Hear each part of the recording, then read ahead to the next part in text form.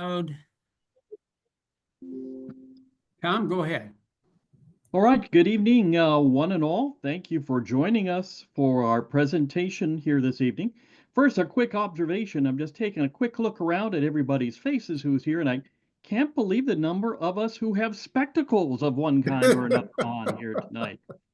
I don't know if that's just an aging thing or genetics, but I'm whatever the 52 and case I don't may. have glasses yet, so Oh, okay. Well, a couple I'm people getting there. don't The have gray glasses. hair, yeah, it's there. Yeah, I have a gray hair, but second thing I'd like you all to do, if you will, find your picture or your name on your screen, and then I want you to right click on that and then go down to where it says rename. Not that I don't like your name, but I want you to put at the end of your name where you're from, a city, state, anything that you want there, just to make everyone aware of where you're located. You can be anywhere Historically in the or currently, Well, Tom? yeah, Let's I go was about currently. to Yeah, say, you said that's where a we're good question. from, but where I we would say are. currently. All right, Oh, currently. Oh, that's all right. I'll put wherever that. you're Thank at you. right now would probably be a good thing to do. Okay, that way people will get an idea of all the different places everyone's from. Do we have anyone? We have at least one person from out or two people outside of the country. Any other countries other than Canada represented this evening? Anybody? Speak up. Oh, yep, Jason. I think you're calling. Oh, let's I'm see. from Reno. Uh, like Nevada. Yeah, Oh, that's a different country. Okay, that's it fine. It's is. almost a different country. Yeah. I'll Okay. be right back. All right. I'll tell you what. At this time, probably be a good idea to ask you all to go ahead and mute yourselves, except our presenter and myself for right now. I'll give you a brief introduction, and we'll get started in the evening. So, Dr. Charles DiComo is a lifelong philatelist, postal historian, and award-winning author and editor. He enjoys researching, restoring, writing, publishing, and presenting on a broad array of philatelic and postal history topics. He's president of the Philatelic Society of Lancaster County, Pennsylvania, president of the Empire State Postal History Society of New York, editor-in-chief of the U.S. Philatelic Classic Society, the award-winning Chairman's Chatter and life member, and he's on the board of the Pennsylvania Postal History Society. He is an emeritus member of the Council of Philatelists of the Smithsonian National Postal Museum in Washington, D.C. And tonight's presentation that he'll be giving to us here is on the development of perforations on U.S. postage stamps by Tuppen, Carpenter, and Costlier and Company from 1855 to 1857. And with that, I'm going to go ahead and mute myself here. Charlie, we'll turn it on over to you. I think, Anton, you're there. If you'll just make him sole person on the screen, we'll be all set in that regards, and we'll get ourselves started. Well, thank you, Tom, and everybody. I appreciate the introduction. Very kind of you. I appreciate the invite. It's my pleasure and honor to be able to share a little story with you about the development of perforations on U.S. postage stamps by TCC in 55 to 57. I will start sharing my screen in about a minute. Feel free to, ask a question or two if you want to drop something in the chat. If Tom or someone wanted to monitor that, that's fine. Feel free. If not, we could save it to the end. I'm also would be more than happy to share this presentation with you when I'm finished with it. It's also available in a couple of different locations. Much of what I'm going to share with you this evening is based upon the seminal research of my good friend Wilson Hume, who was the curator of the Smithsonian Institute NPM, and we worked together many years on what I'm going to present to you. And so I'm indebted to him. I'm trying to carry on the work that he started many, many moons ago. So let's see if I could share. Hopefully that will work, and you'll let me know when you can see it. We're all set. We can see you. Fantastic, Tom. So thank you very much. So as mentioned, I would love to spend a few minutes this evening talking about the development of perforations on U.S. postage stamps I'm going to just say TCC instead of having to say Topin, Carpenter, Castlear and Company. Probably easier to do that. And as I mentioned, it's based upon this seminal work by my good friend Wilson. We spent many, many decades working on this little 3-cent stamp that you see here, the 3-cent 1851 to 57 imperforate stamp that was engraved and printed and produced by Topin Carpenter for the U.S. government. We're going to talk a little bit about that stamp on the right, which is perforated. A lot of what I'm going to share with you is unpublished work that I am feverishly trying to work to write up, because if not, Michael Lawrence at the Chronicle is going to probably come beat my door down, because I know we want to get this out in print at some point. So what are we going to cover this evening? So here's a brief overview. I want to tell you a little bit about the research by Wilson and some of the amazing sleuthing that he did in digging through archives over many, many, many years in his travels of what he uncovered about those early days leading to perforation of stamps in this country. We take perforations for granted, but in those early days of issuing postage stamps, they were not perforated, and you had to go through some measures to tear them apart. We'll talk about TCC and the Postal Act of 1851. We'll talk about some of the key drivers that led TCC and the United States Post Office Department to explore perforations. A lot of this was uncovered by Wilson in original documents, correspondence between a number of individuals, really important individuals. We'll talk about brushstroke special printing of 1855 and the experimentation by the Bemroses and Perkins Bacon in England during this period to show that you could perforate stamps here on their machine that they invented. We'll talk about the trials that Topin Carpenter underwent, and then the limited release in February of 1857 of the first perforated stamps here in the United States, which were on the 3-cent 1851 imperf. So where do we begin? I start, and there's a picture of my good friend Wilson that was taken when he was the curator at the National Postal Museum during that time when I sat on that Council of Philatelists. What a great 10 years sitting there on that council, spending time with some amazing philatelists and postal historians from across the country and the world. Really just a hotbed of philately and postal history during that period. He pieced together the era from a number of sources when he started to do this research. The third assistant postmaster general, that's PMG records. He looked through letter books, incoming letter files, outgoing letter files. He looked at the Travers papers, the original post office documents covering the period from 1847 to 1910. I remember looking through some of the original documents with him. Even looking at some of the documents at the Smithsonian and the National Archives. This was during my time, again, when I was on the council. And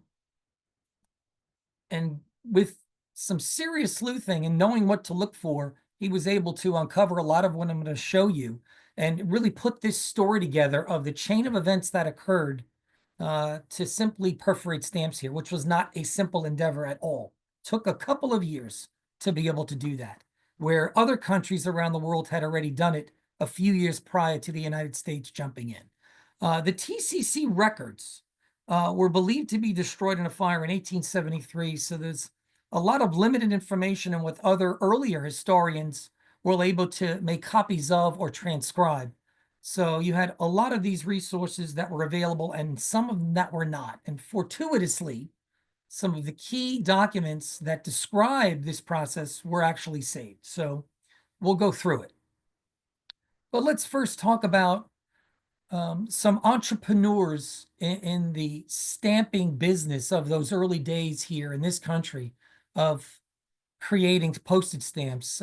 These are folks that were really banknote printers and security printers, and they quickly had to learn how to move from making, and we know the size of banknotes, to making much smaller individual stamps and on plates of 200 subjects. Totally different endeavor. And Topin and Carpenter, really it was Carpenter, and Cassilia for a short amount of time led the way. Charles Topin at the upper right there, picture of him, founded his own engraving business. He was 33, and he specialized in banknotes and security printing. That was 1829. He then, still as a young man, after he had his own engraving company, joined Draper Tope Company.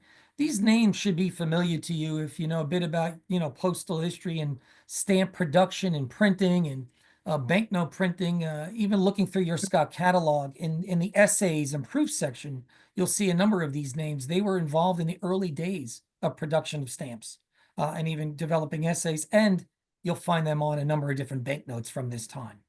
When in 1843 Draper dissolved, it became Tope Carpenter. Carpenter, Samuel Carpenter, I could talk for hours on this gentleman. He really was the brains behind the operation.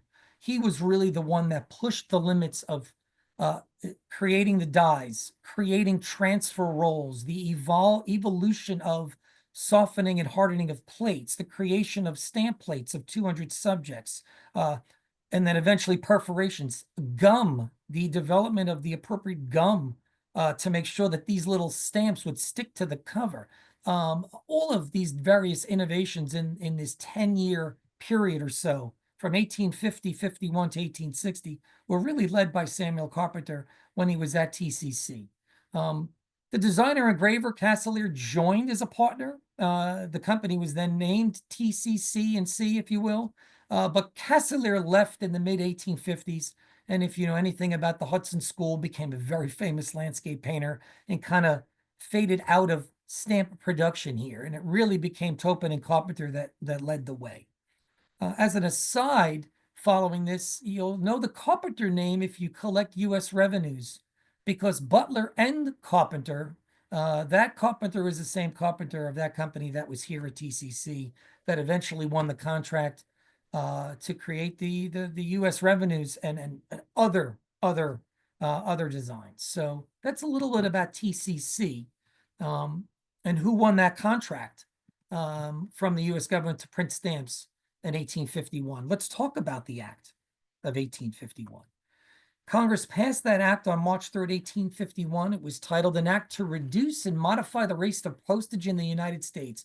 For many years leading up to 1851, there had been a groundswell across the country for cheaper postage. If you know your US #1 and #2, it was 5 cents and it was 10 cents to mail a letter based on sheets and distance and whatnot. Prior to that, in the stampless era, from the 1790s through the early 1800s, it was it was expensive to mail a single sheet any distance, and it was based on distance and amount of letters and weight. And so for many years, there was a cry from the public to really reduce the rates. And what we see on July 1st, 1851 is a dramatic reduction in rates. And it really was the act was to encourage the use of the federal postage system.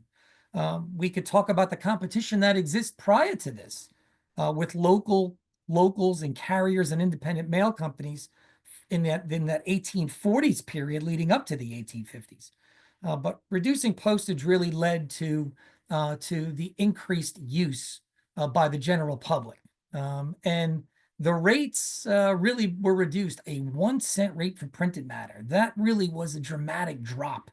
And you can now have mass communication of newspapers and what we would call, I would call junk mail, but it's really not. It was sharing of information. Advertising and marketing material can now could be sent around the country. The 3 cent rate replaced the earlier 5 and 10 cent rate. You could essentially send a letter for 3 cents about 3,000 miles across the country. That was almost from the East Coast, almost all the way to the West Coast. California was a little bit longer than 3,000 miles, so it was actually 6 cents to California. And then you had higher rates for more complex usages, predominantly international, 10, 12, 30, and higher.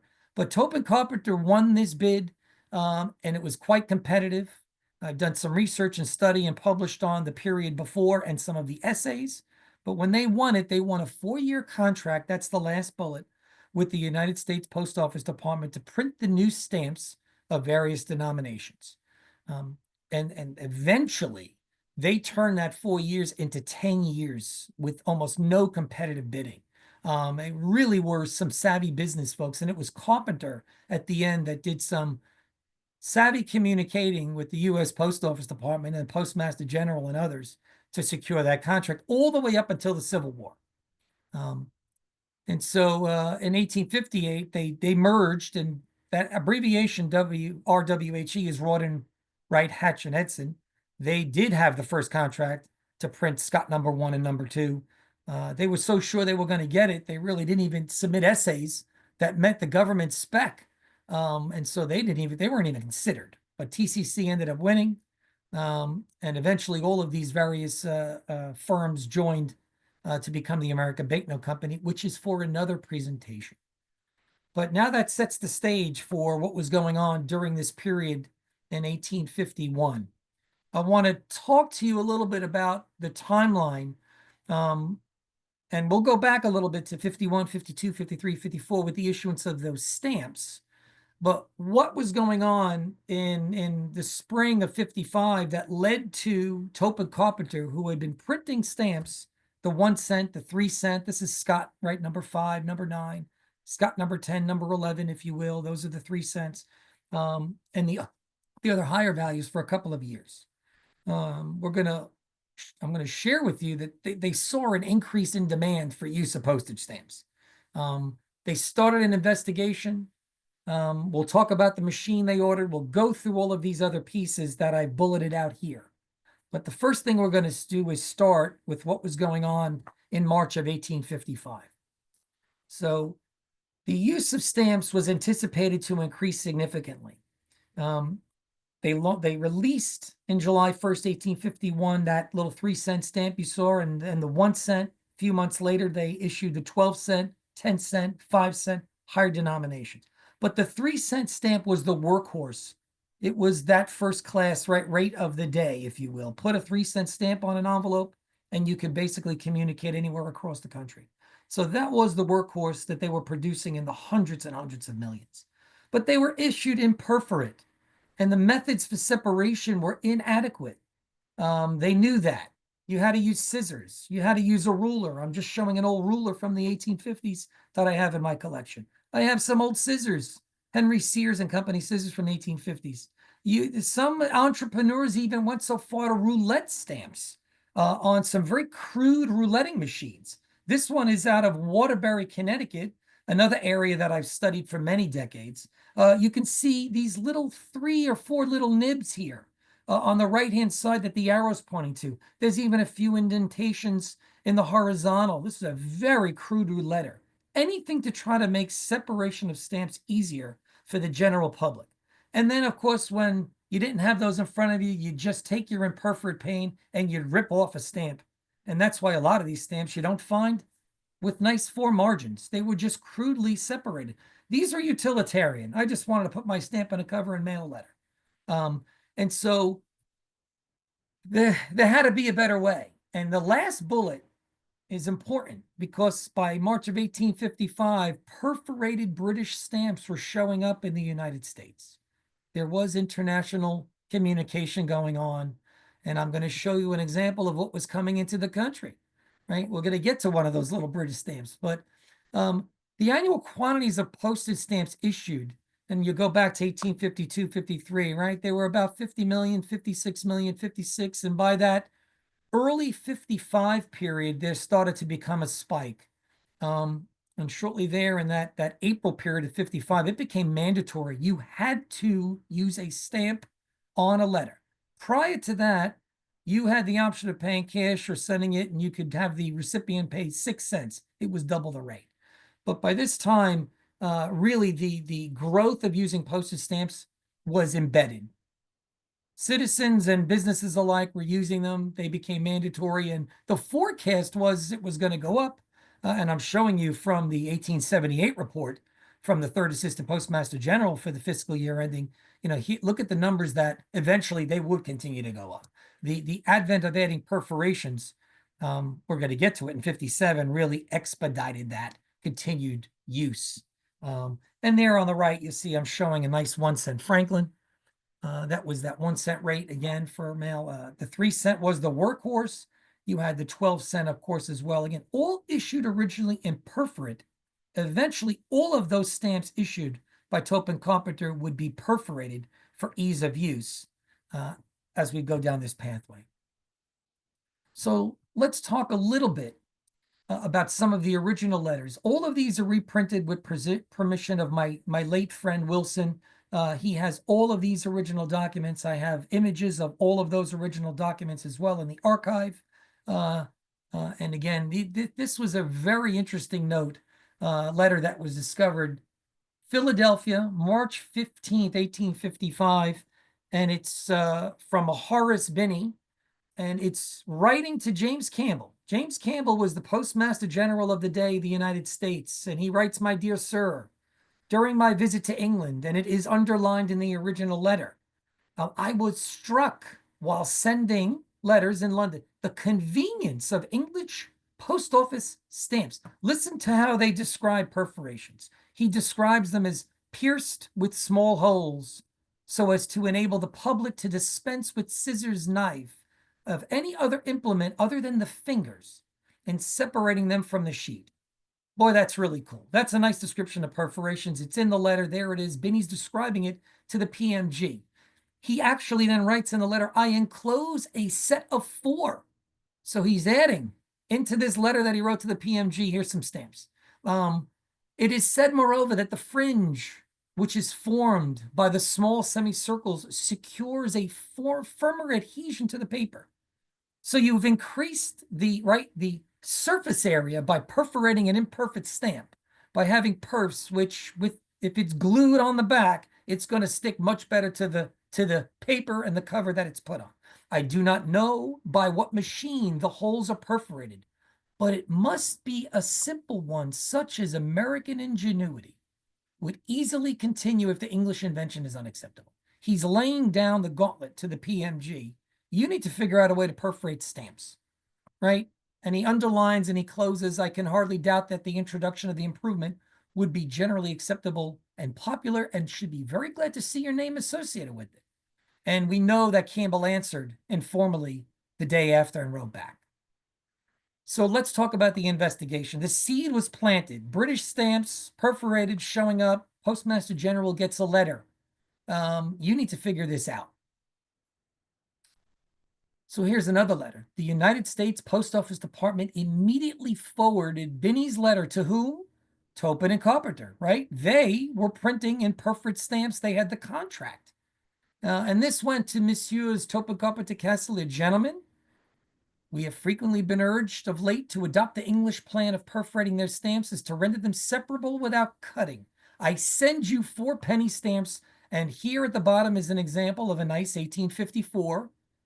1 penny, perforated 14 crown watermark, perforated unused, beautiful little stamp there. And look at that. Isn't that nice? And it's claimed for this plan that they be separated with fingers, jagged edge, render them more adhesive. Right. So again, the Postmaster General, and this was by J. Marin, the 3rd assistant PMG, writing on behalf of the PMG. You need to figure this out. Do you know the English process and what it costs? Can we get the requisite machinery here? What would be the cost per 1,000?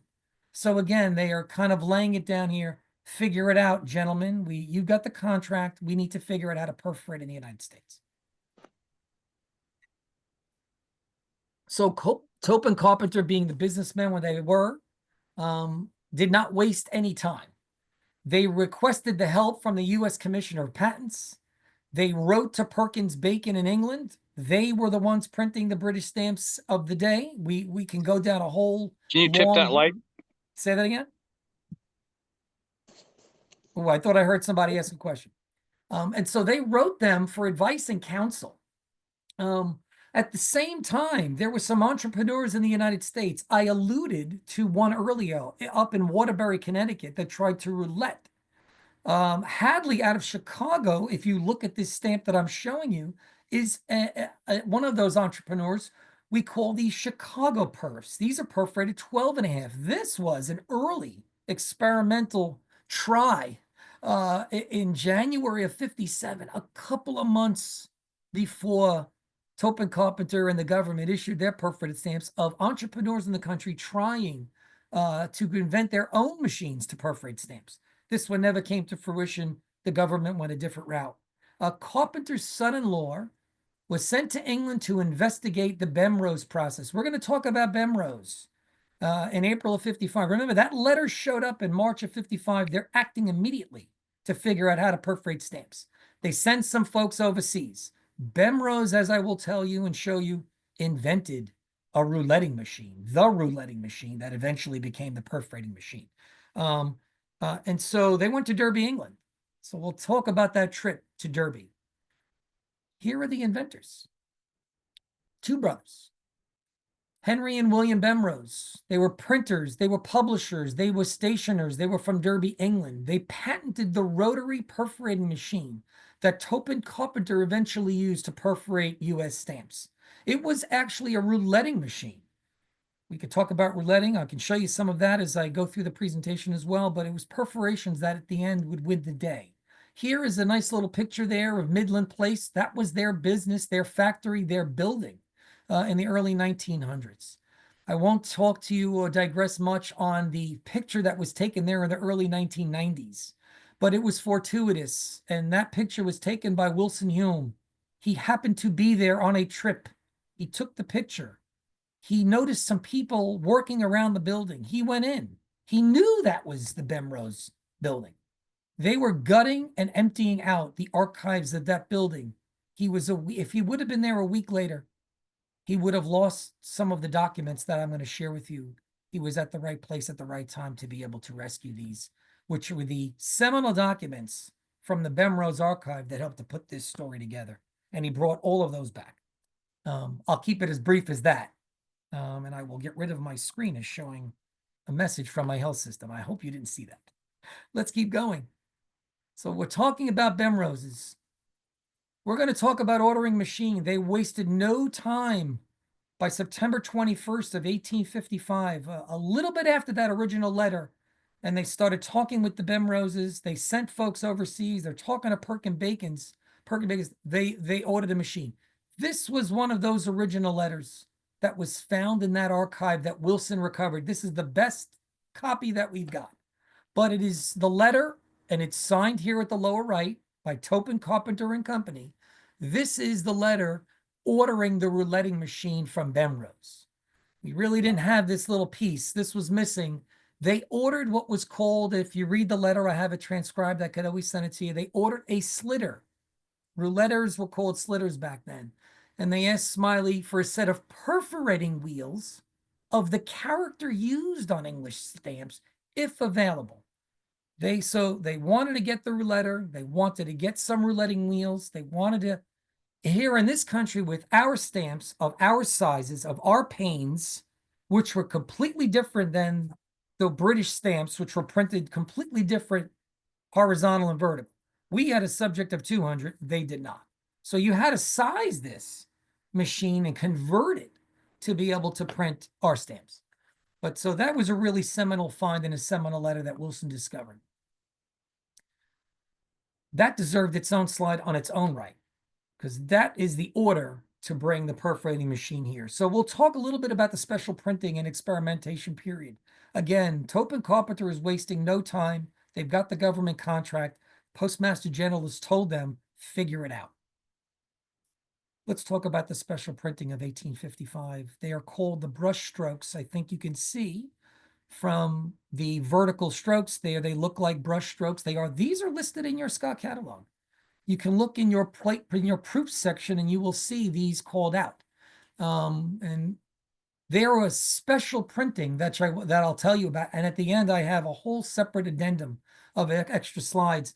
This is a pair that I discovered not long ago, which was not called out as a plate proof. And it was not called out as a Bemrose pair. It was in a mixed lot of just generic 3-cent 1851 stamps. But I knew when I saw those vertical strokes what it was. And I was able to plate these. And there is some rouletting that goes across the top, which I'll tell you about. So here's the 200 subject plate layout. This is how those early stamps, starting in 1847 by Rawdon Wright and Hatchin, right? The 5 cent and the 10 cent 1847s were printed on a 200 subject plate.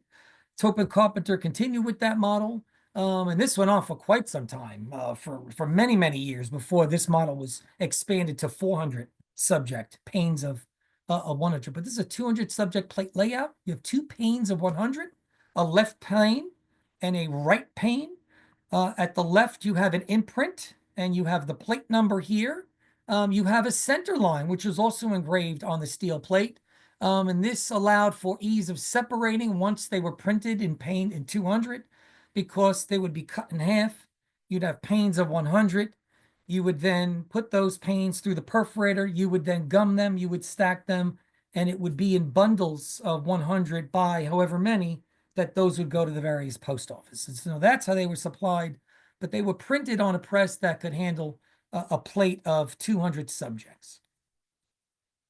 And I could talk for many, many hours, having studied this for many years with Dick Seller and Bill Aminette and Wilson Hume and the gang on the 3 set, but this is the layout. And so what happened in 1855 after they ordered the rouletting machines from Bemrose? They printed 2 special sheets of 200 stamps, 400 in total. They literally folded those panes into about 3 by 4 inches, and they put them in one letter. Again, all of this was discovered by Wilson in the correspondence and the letters that he discovered. They mailed on October 3rd, 55, those 2 specially printed sheets, if you will, of 200 stamps each to Perkin Bacon. It arrived on the 15th. One of those sheets, right, of 200, was sent to Bemrose in Derby, England. They were going to use that configuration for that sheet to ensure proper adjustment of the cylinders and the rouletting wheels to fit the U.S. layout. Our configuration was different from the British printed. They wanted to make sure. Remember, they ordered the machine already. They were convinced that it would work. They weren't waiting. They just wanted to prove, right? They didn't want to provide the sheets to prove that it could work, but they wanted Bemrose, who knew their machine best, to just fit it and adjust it and send them back some information, that it would work. Here's what that special printing looks like. When we get to the end, I have an addendum I'm going to share with you. They are in your Scott. We call them 11P3. They are obliterated by black brushes that were applied. They were mailing these unused quote unquote stamps in an envelope to the United Kingdom, to Great Britain. You wanted to make sure that they would not be used. Now, they were ungummed, first off. They were on proof paper, not on India. We know, so I think Scott still calls it on India paper. It's wrong. It's on proof paper. They were in this very specific shade, brownish carmine. We know they were only from plate 4 from our plating studies. We also know because this beautiful imprint block right here has Topin Carpenter Castelier, banknote engravers, Philadelphia, New York, Boston, and Cincinnati. And you have number 4, that was the plate. So these are beautiful survivors from that test period, from these sheets that went over to England that were tested by Perkin Bacon and by Bemrose. And they survive intact like this. And they're very easily identifiable. I'm going to come back to this, but if you look very closely on the right, plate block, very unique plate block of 8, you'll see what looks like a tear or a line cutting across horizontally here. I can tell you from examining this close up, that is actually rouletting. This was on the Bemrose rouletting machine, and they rouletted it.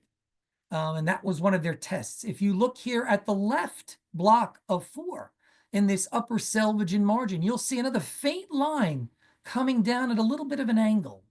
That is rouletting as well. So these were on that machine. They were sized. They ran some rouletting wheels across it. We know that those were used specifically by Bemrose on their machine. So here's a letter. It discusses the pain and shrinkage. And so this came, October now of 1855, or a few months from when the charge was given, figure it out.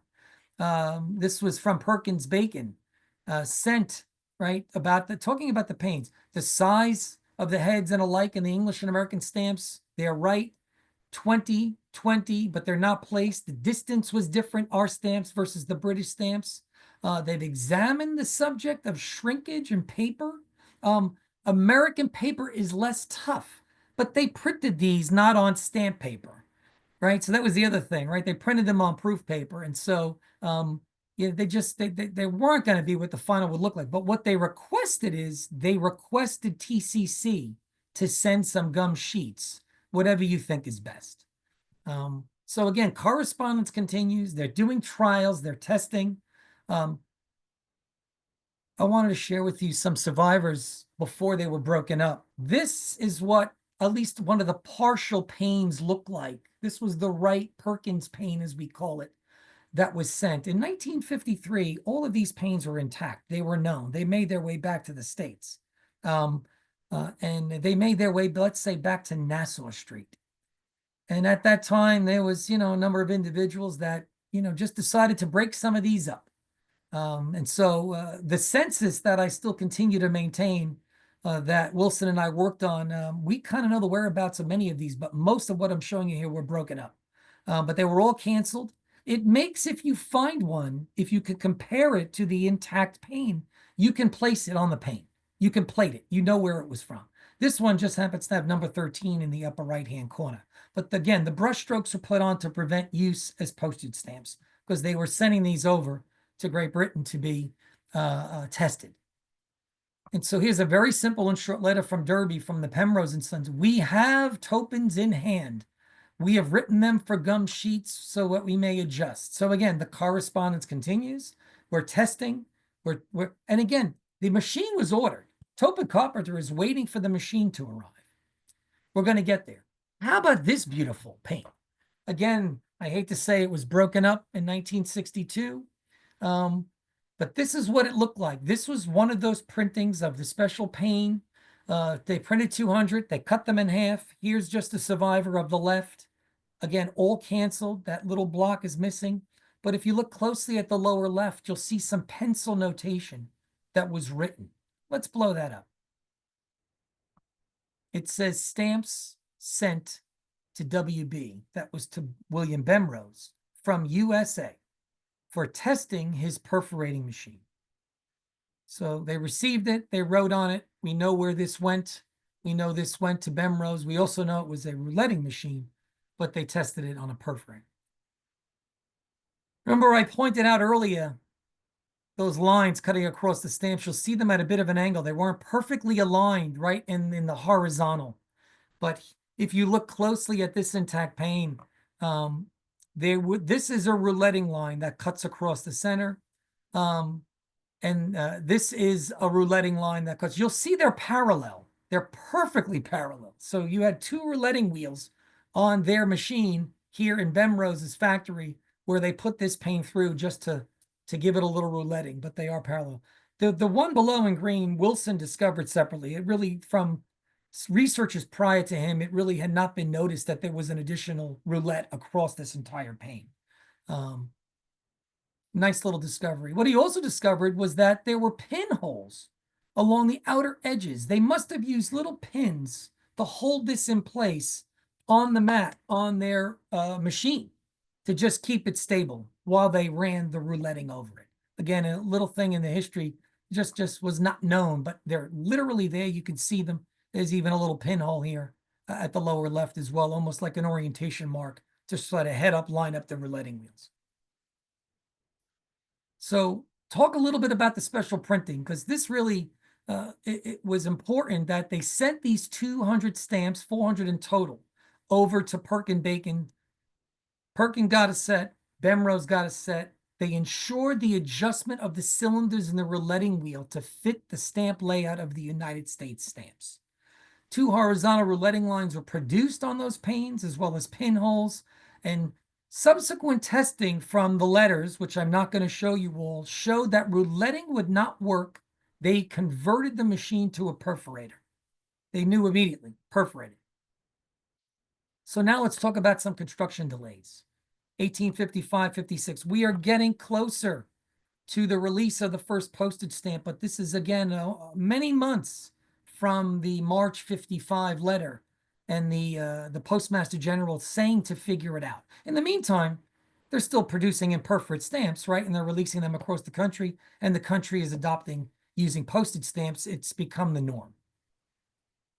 They ordered the machine September 21st, 1855, from the date on the letter that we have. We know the ship that it sailed on. It was on the steamer Africa. The order was received by Bemrose. They're the ones that had to make the machine. This is one one machine, to be able to send it back. They anticipated the arrival in the U.S. December 6th of 55. This was based on the completion in November and the shipping allowance. There were many delays by Bemrose due to the complexity of making the machine work. And this is written in the Perkins-Bacon correspondence. So it was not as easy to convert this and make this work to fit. They did ship eventually on March 22nd, 1856. It was the normal overseas shipping on the steamship Asia. It arrived a little bit less than a month later. That was the normal transatlantic journey, April of 56.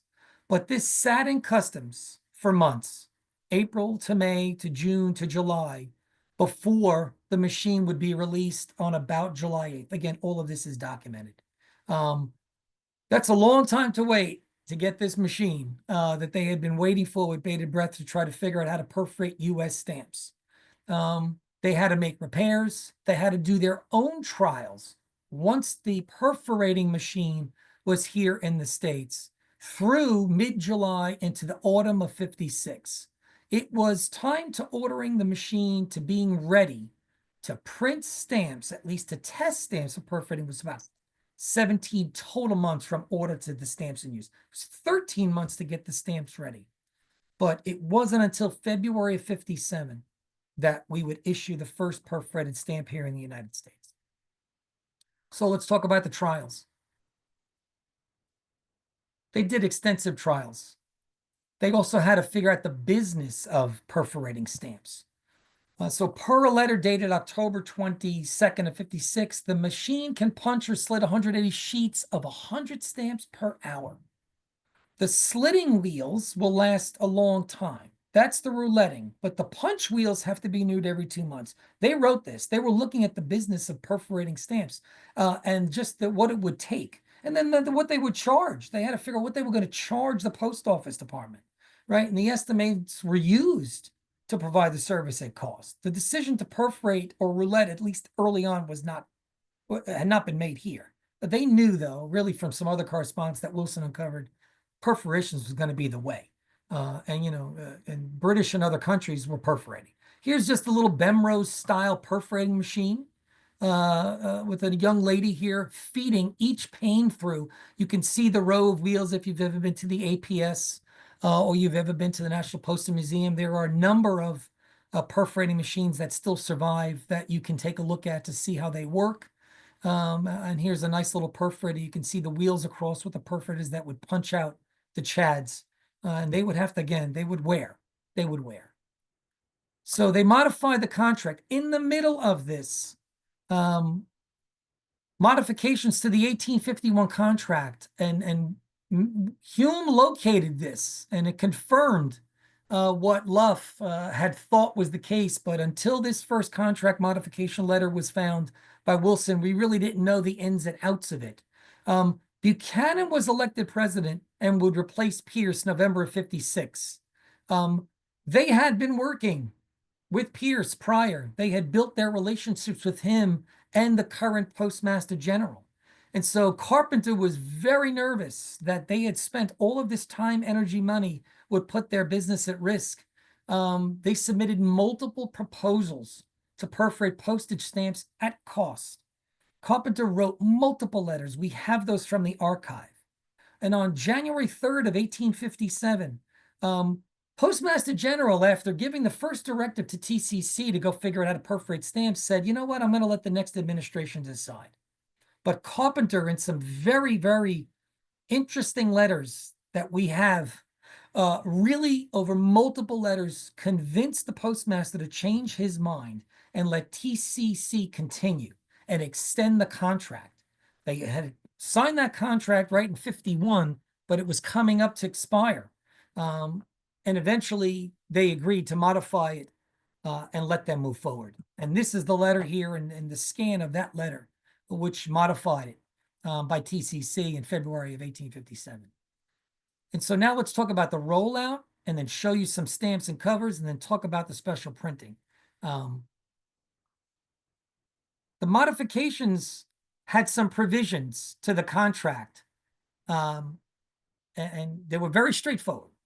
Topin, Carpenter, and Cassilier have to perforate all stamps at 3 cents per thousand.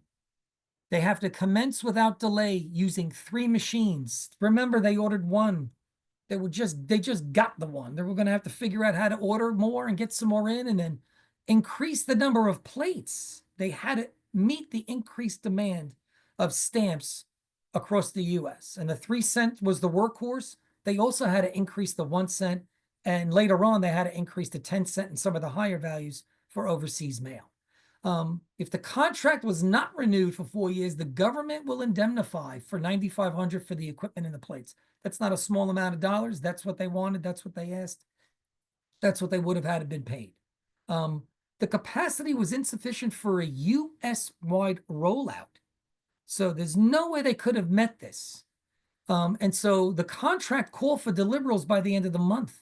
And they only had 1 machine, they needed 3. So they wanted to ensure continuity of supply of stamps, and they wanted to make sure they got this out there before Campbell left office in March of 55. And they ended up doing that.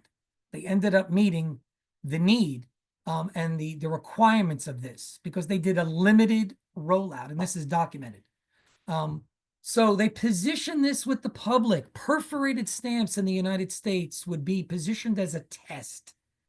They would not perforate the 1 cent, the 5 cent, the 10 cent, the higher values.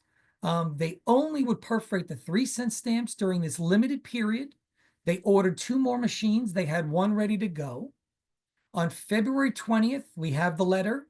Topin Carpenter promised 500,000 perforated 3 cent stamps would be ready for delivery to post office on February 24th. On the 26th, the stamp agent was telegraphed to send parcels to certain offices.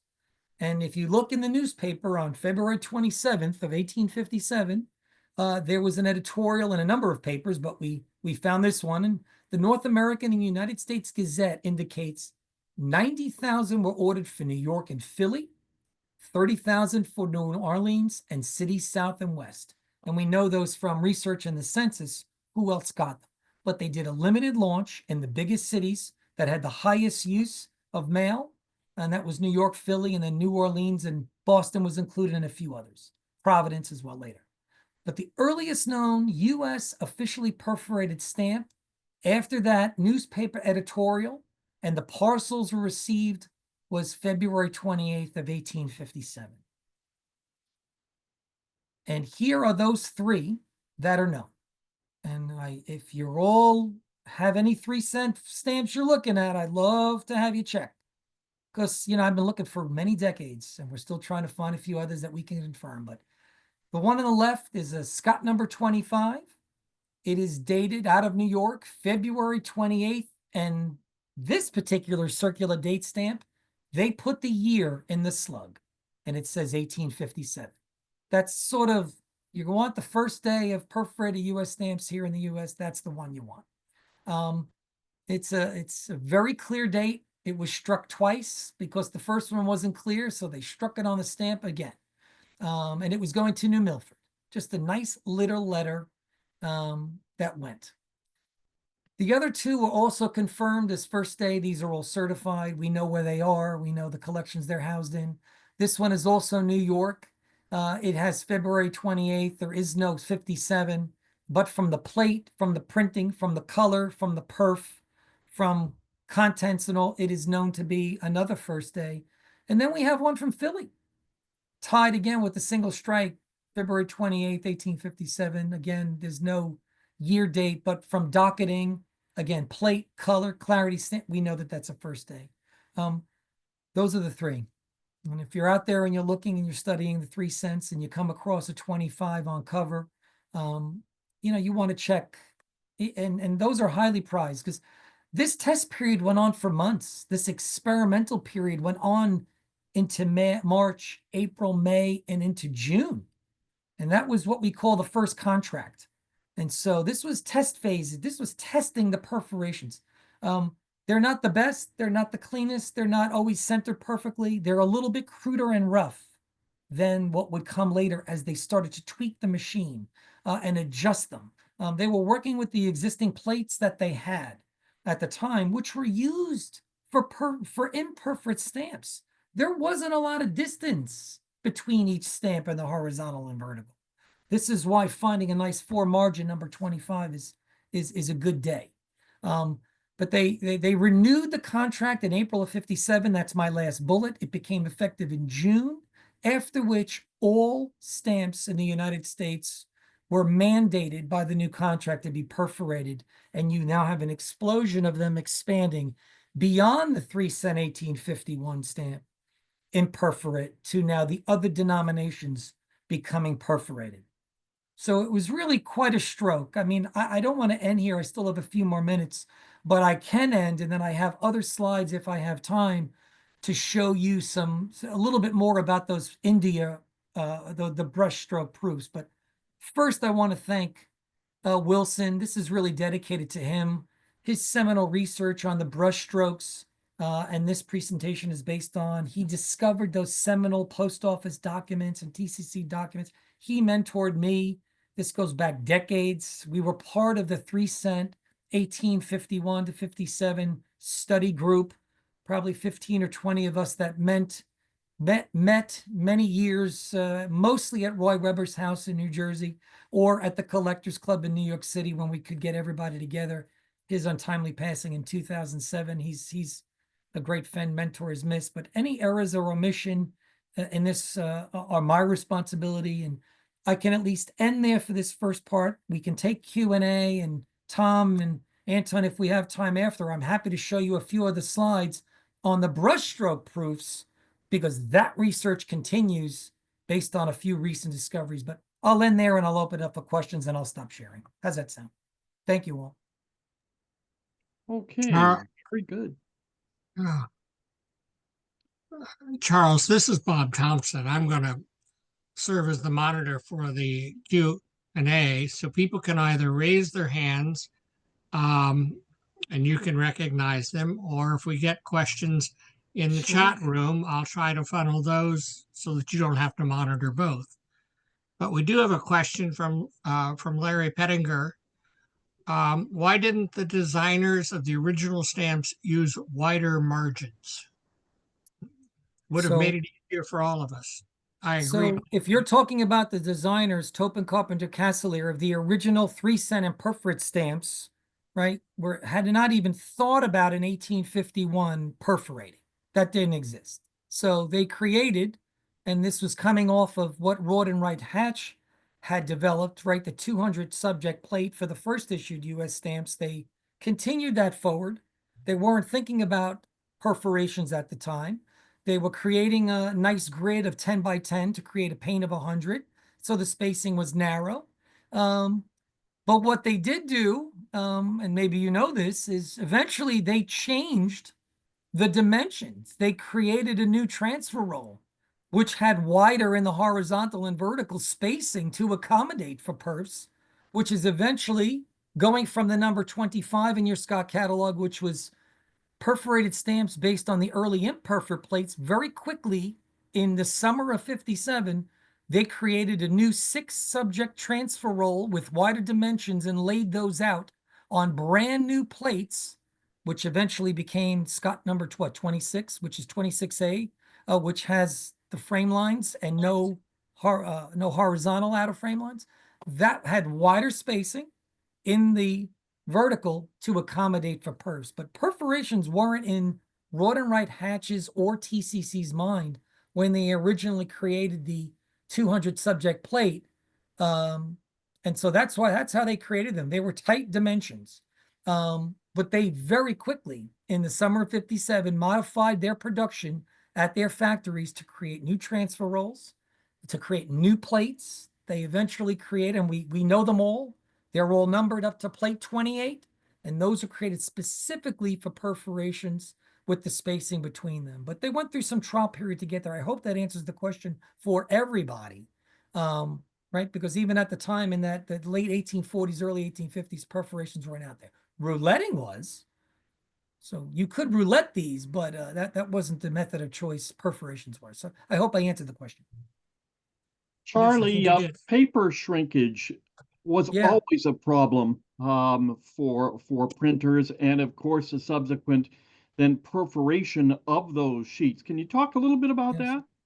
So, so paper content, rag stock, moisture, ink, batches of ink, printing, all of these need to be taken into account, right? When you're producing stamps. So there's moisture in paper that's printed, even though it's X% dry. You lay the ink down on the plate, right? The paper is somewhat damp. It is not completely dry piece of paper. So you have this expansion and this contraction, right? And depending on the pulp and the stock and where you sourced your paper from. And we could talk about paper because that's a whole nother subject, right, Tom? With paper, there's been quite a few folks that have published on that. I've got a couple of books behind me, like AJ Valenti and others. And so shrinkage is absolutely something you have to take into account. Humidity within your factory on every given day. The paper coming off, right, that you've, created into your sheets, how it's stacked. The batch of ink, how the plate is wiped, right, after you lay the ink in, and then if there's any residue. So there's quite a bit that goes into that, Tom, and maybe a bit too much to talk within the time frame we have, but shrinkage of paper is absolutely an issue that had to be taken into account.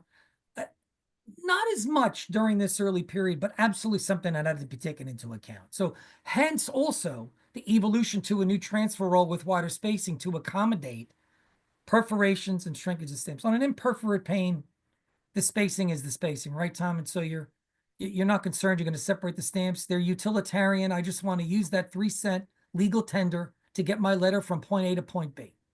It creates a fascinating subject of study for us here, philatelists and postal historians, but at the time of the day, they just simply wanted to correspond with their family, friend, neighbor, son, daughter, business colleague, right? So, but the thing with Tope and Carpenter Castellier, and again, Carpenter, is these are entrepreneurs refining, right? Banknote printers, evolving the production of little postage stamps on much larger plates with larger steel, having to soften them and harden them and engraving at a completely different level, right? At a minute level, creating the die.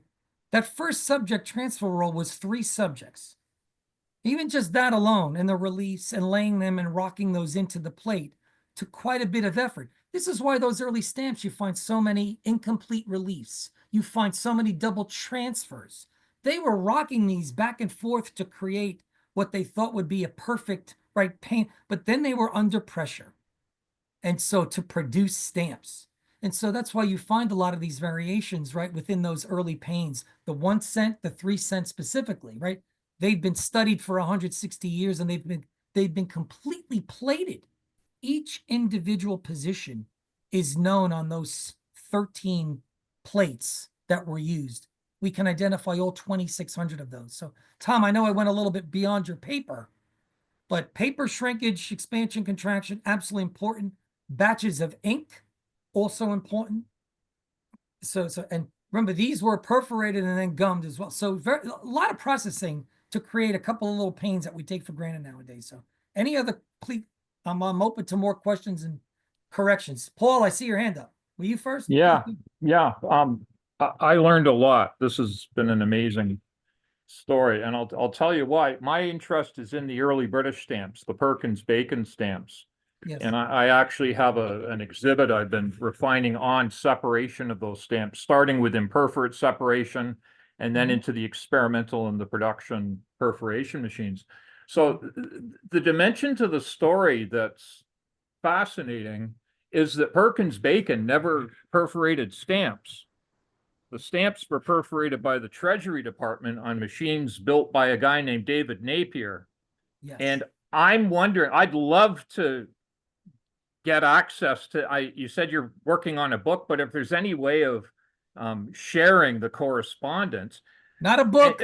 I'll start with an article, but a book would be interesting. But yeah, I mean, I think you're right. The correspondence, if we could share that, might give you some avenues for research, right? Yeah, because Perkins-Bacon had an antagonistic relationship with the Treasury Department because their plate production quality was never perfect, but it was often very lacking, which led to a lot of problems when you had two organizations, two separate operations, one printing and the other perforating, and you know, the back and forth could get quite nasty. And ultimately Perkins Bacon lost the contract because of these problems. And it was Thomas de la Rue who took it over, who already had in-house perforation capabilities. And they had mastered printing and perforating and producing much higher quality stamps.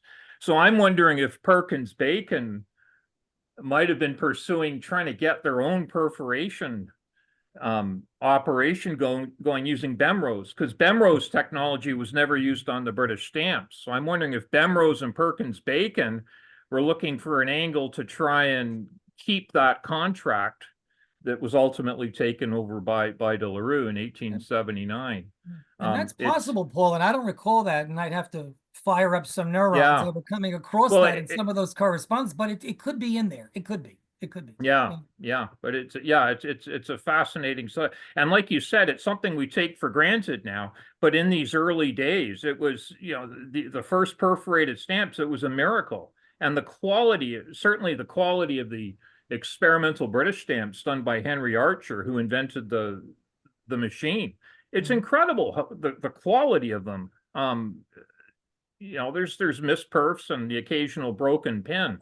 But given the technology of the time, and we're talking 1850, no electricity, no electrical lighting.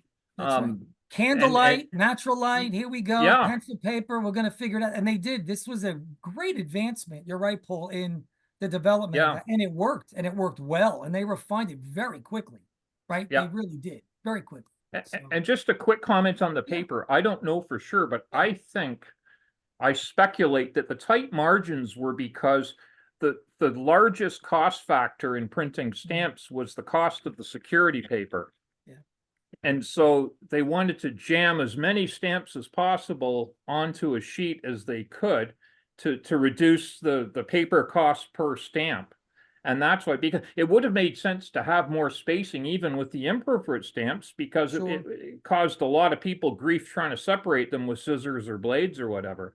So I'm convinced that it was the expensive paper meant that when they laid the plates out, they were instructed or persuaded, because it was a business, as you said, to jam as many stamps as possible onto a pane, onto a sheet. Agreed. Thank you so much for this. I really enjoyed it and learned a heck of a lot. Sure. Thank you very much. Appreciate that. Any other thoughts, comments, feedback, you know, and then I'm happy if anybody wants to see the supplemental to show you the rediscovery of the brushstroke pair I found and plated and the census. I'm happy to do that if you want. But can I do that? I get a thumbs up? Are we good for that? Actually, if I could, No, I'm please, one of Paul, the go ahead. operating team members. I'd like to, let me go through a few closing announcements. Oh, Of sure. course, we are going to stay on here as long as people have interest and have comments or questions. Thank you, Charles. That was a fantastic history of development of perforations here in the U.S. Very interesting. I'm going to put an evaluation in the chat box, so please fill that in.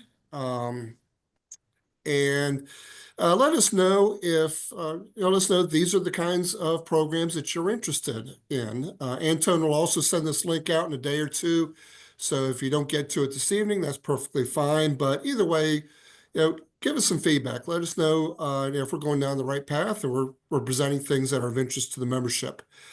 LASO meets every Tuesday evening. Every third Tuesday of the month at 8 p.m. Eastern Time here in the U.S. Next month's session is on February 18th, and that's a show and tell. This is a chance for you to show off a favorite item in your collection and tell us a few things about it, like why it's one of your favorites, or about the subjects that are depicted. So be it a single stamp, a sheet, a cover, postcard, whatever you have. Please send a good quality scan of it to Anton by February 10th, and we'll be able to let you know about how much time we're going to allocate to each person. And we're going to ask that each person be limited to one item per person. That's going to give more people a chance to participate. LASO also offers a philatelic guides program. Several of us have offered to share our knowledge by answering questions that you might have. We have guides in all the geographic areas and several different aspects of philately, such as printing methods, stamp identification, Cinderellas, and so forth. So go to our website at learningaboutStamps.org. Click on the Philatelic Guides menu item at the top row at the right. And from there, you'll see the various areas and links to emails that individuals have some knowledge in. So there you can email your questions to one or more of us. And also, if you're interested in yourself in sharing knowledge, please feel free to sign up to be a philatelic guide yourself.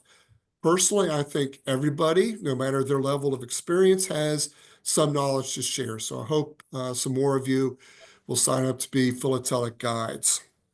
We are working on scheduling presentations for the rest of 2025. I believe we're scheduled up to June or July this year so far, and we're working on filling out the rest of the year. So if anybody has something or knows of something to present, let one of us know on the operating team, and also give us a brief summary of what you'd like to present, and we'll flesh out the details and get it scheduled. So thank you again, Charles, for the presentation. I'll turn it back to you, and also thank all of you for joining us this evening. And Charles, I'll let you continue on as long as, again, people have questions and comments. Well, I appreciate that, Paul, and everybody that stayed on, added the great comments. I appreciate that. And I'm going to share my screen again and show you kind of the second part. If you want to stay on, it's a supplemental, but it's part of the story, and it's really an important part of the story in this whole how do we perforate stamps. And let me go back and share my screen. And so I want to talk a little bit about this, the brushstroke. I presume you can see that again, right? So you can see my screen, correct? Looks good. All right, good. So this is a supplemental, and you work on projects like you usually do for a bid, and then you put them down, and then a discovery comes across your desk again, and you kind of pull it back out from on your shelf. And this happened a bit ago when I rediscovered a brushstroke pair, which I showed earlier in the part of the presentation, which I was able to plate 6768 L4. And so here is that plate. It was, I forget how many years ago now it was. Like I said, in a mixed lot, but I knew when I saw it, just from the brush strokes, the color, the impression, I was able to plate it as plate 4, that this was one of those rare and not common stamps from this test period. And if you look closely here on the back, and you can see that the brush stroke really did bleed through, and all of them look like this. And it's written on the back here, 11P3 YI 100T. So this, by somebody prior, had been identified correctly. It just wasn't within this mix lot. It was thrown in with other 3 cents. But if you see this rough line here going up at this angle from lower right up to the left, and you look closely and you magnify it, that is a roulette. That is the roulette that was tested on that Bemrose machine when this was sent over, when it was part of the intact pane. And so I was able to, because we have these photographs, I knew immediately, just one, I was able to plate it as 6768 because I plate the 3 cent 1851 stamps.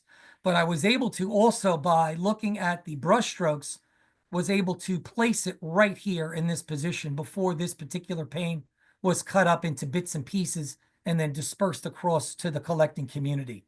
So I know that this was there.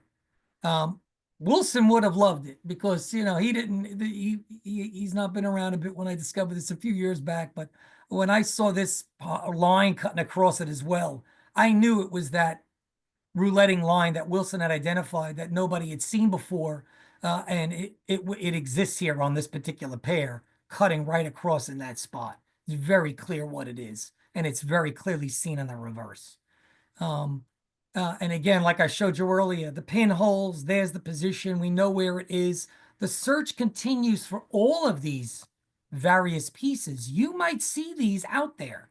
We know the whereabouts that I'm going to show you of all of them, but many of them we don't. So in your research, in your studies, in your looking at dealers' boxes, at these 3 cents, there are still those that are out there. I hope you can be a lucky discoverer of one of these. I am keeping a current state of the brush stroke paints. This is as best as I can determine. And when I say in 2024, this is as of December of 2024, less than a month ago. So here is my color coding. This was where Wilson we came up with the color coding of the various positions that we believe we know where they are.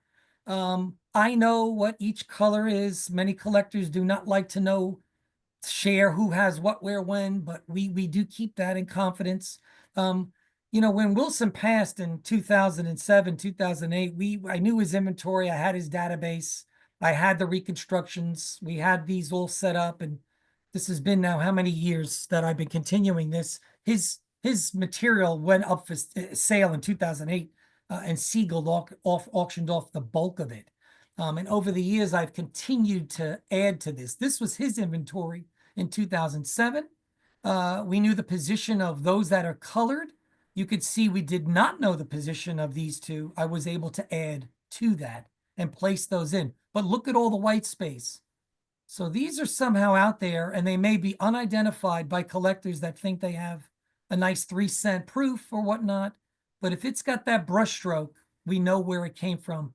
It came from this intact paint. Look how many we don't know where they are. This is the right Bemrose paint of 100. I only know of a very few, right? So you could see very few here. We only know of 9. I've been searching high and low. I've not been able to find any more. Although recently, another collector shared with me the 3 that he has in his pretty amazing collection of 3 cents. I have yet to plate them. I'm working on that. I've got high resolution images. This is a pretty unique survivor. It's the only known intact paint of 100 with the full imprint and plate number 4 of the brush strokes on proof paper. It was one of those that was mailed and is still intact, and I know exactly the whereabouts. I can say with confidence of this particular paint of 100, which will never be broken. It's a pretty amazing survivor from that period of 1855 when they printed out plate 4 and sent that. Just a phenomenal survivor. And then finally, the other side, you could see a good chunk of the right Birkin's Bacon paint. We still really don't know. I think I've added 1 or 2 over the past few years, but there's still more to go. I like to show this supplement because there's still more discoveries to be made. These are still out there. These are great objects. It adds to the body of knowledge of the early days of Topin Carpenter and Perkins Bacons and Bemrose and trying to perforate. And that's where I'll end. But I wanted to show you those. And I like to end with this. You very rarely see an intact paint of any type from this period, right? There are only 3 intact paints of the general issued imperf 3 cent. There is 1 intact paint of the 1 cent 1851 imperforate Scott number 9. There are, I think, only 2 of Scott number 26, the perforated issued stamp. So very few of these exist. And we can learn a lot from keeping these objects intact. So I hope that, and I'll stop sharing. I hope that I appreciate the extra few minutes. I just wanted to show you a little bit about the census and where that census is, because I know a lot of you go to various shows and dealers and are looking online, and you just might one day come across one of these pretty little proofs on proof paper. So I appreciate you letting me share that with you.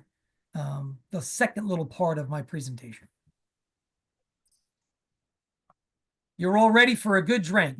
Hot toddy, eggnog, gin and tonic. I don't know what. Anton, I have to say thank you to this entire group for the opportunity to present.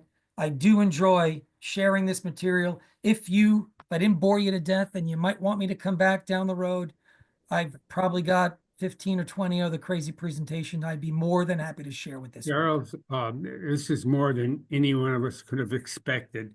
And if you bored anyone here, then they need 2 drinks tonight, not 1. I want to thank you so much. I know how busy you are, just because, first of all, I read your credentials, but secondly, I know healthcare these days, if you're in healthcare, It's one busy, busy life. And to take the Absolutely. time to do this for us. And by the way, you'll notice virtually everybody who started the program is still here. That tells you something. And by the way, it is 9:15, way past my bedtime, Charles. I'm Yeah, not you sure better what go I'm lay doing now. down. You better go lay down, unless I you're in. was, I've told this story before, but I was on the committee that put this thing together.